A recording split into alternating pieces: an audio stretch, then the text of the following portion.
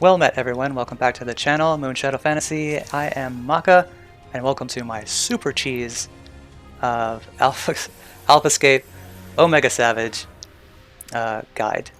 Heads up, this is a party finder group, though everyone were champs, and everyone got their mount within about 2 to 3 hours, despite wipes and mistakes and some learning curves. But everyone was champions, and we got everyone mounts, so it's not that crazy hard, but there is a lot of cheese.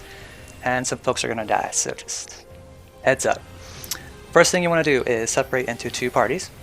For the beginning, move the boss over to the right, because the big brother eye in the middle there is going to shoot a laser beam down the center. Other than that, at the very beginning here, the only thing you need to watch out for is the debuff next to your name. It's going to be in the form of a red and white diamond, or a checkered diamond. If you get that debuff, move immediately just away from the party, otherwise you'll die just like our poor summoner just did. But no big deal if you do. As soon as that happens and the boss is dead, we're going to separate into our 2 teams. Anywhere is fine.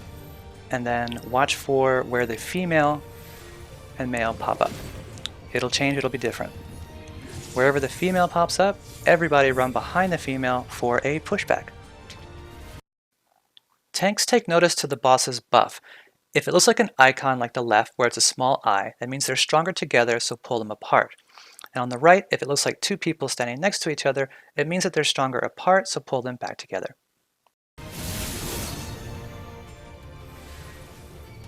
Alright, so at the beginning of this, what you would consider phase 2, notice again the debuffs next to your name. You'll only be able to target either the female or male, just like in the regular version. Burn the bosses down. And tanks, watch for the debuff under the boss's name and which move they're using. Right now they're using Resonance, and notice how the red and blue debuff under the boss's name is a 2-paired team. That means bring the 2 bosses together. All right, they're really slow, it takes a while, and this is where we go super cheese. They'll start dashing around. Most people die at this part the way you're supposed to do it. You could do this in several different ways. Okay, several different ways to cheese this part. One of them is to bring lots of REZs and sacrifice some people by keeping the odd numbers away from the bosses and the even numbers to the bosses. Or the lowest numbers go towards the eye. You'll notice that the eye, when it pops up, does this conal AoE in front of it. So you can't stand there, but you can stand on a corner of it if you have a very low number. Those being the Brezers, hopefully. You're going to want a lot of mitigation, a lot of heal checking during that. So the most people that survive, the better. Another way is to do spread everyone out and put a marker at every direction, so north, northeast, south, southeast, etc. And then everyone claim their spot before this part even begins. And then everyone just go to their position, regardless. That's another way. Or you could just super cheese it and cross your fingers, hope to die, that you don't die, and odds and evens for when you get the dice above your head, right, for the dashing. So that's like the first big cheese, the first hurdle you're going to come across. And then once you get past that, here comes your I guess third phase, your midpoint of the fight, where you can just, as long as you draw the boss's aggro, you can just jump off the map and you'll start again from this position. So for the beginning of this part, we decided to do a wipe and just start the boss fresh, with all of our cooldowns. It's important to note, side note, that the off tank must keep second aggro. Okay, so keep your tank stance on, off tank. And at the very beginning, the mechanic that you need to know and learn, it took us a little bit of practice here, is tethers. There's going to be 2 kinds. a colored tether and a blue-whitish tether. And there should be 3 of them. And you could have two colors, 1 blue, 2 blues, 1 color. It changes. The trick here is to pop them separately. Breathe, calm down, take it slow, and pop them one at a time and catch up with heals. So our rule was pop the colored first. Colored tethers, you pop them by bringing them your 2 party members together.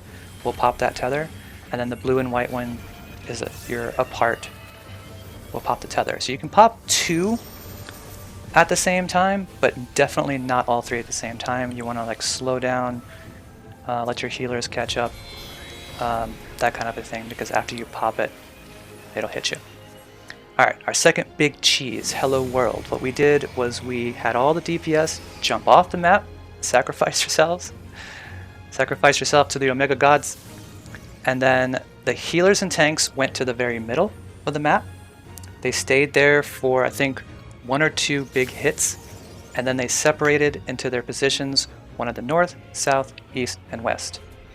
We had the tanks pop their super cooldowns, right? Like their super blonde and so forth, to survive any oncoming onslaughts, because the healers have to very slowly start rezzing all the DPSs while keeping themselves and the tank alive, because at the same time, while you res, the boss is going to hit you with these massively huge AoEs of burst damage that are going to really hurt. Took a little practice. If you move out of the center too soon, we notice that the healers will die. So it's healers and tanks to the center, move back into your positions, res everybody, sort of slowly, not too quickly, but enough. And then for the AoE attack, it's just find the right position. You're going to see these little clock turning AoEs around where the laser beams are. You just find the safe spot, huddle there together, and then that's a wet. We're going to have to do with tethers, I think, 1 more time. And then that's it. The rest is cheese. The rest is easy. As far as the TVs go, you'll notice TVs that pop up constantly. Just move away from the TVs. Tanks can move towards the TVs, but away from each other.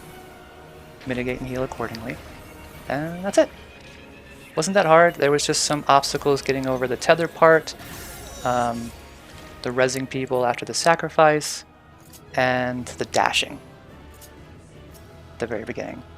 Those are your 3 big hurdles when you come into party finder groups. How you want to deal with those mechanics is going to be up to your party leaders and your party members. If you want to super cheese it and just risk it and just go for it, definitely bring rezzers besides your healers. You're going to need them. And that's about it. Nothing else to add that I can think of besides the debuff to watch out for. And there you have it. Best of RNG's luck to you all. I hope you find this helpful. Let me know what you think. Let me know if you got your mounts, if you have any questions, if there's anything that I missed. If you now have raid gear, and you're able to skip some of these mechanics that we weren't able to this time, let me know in the comments. And thank you very much for watching. Maka out.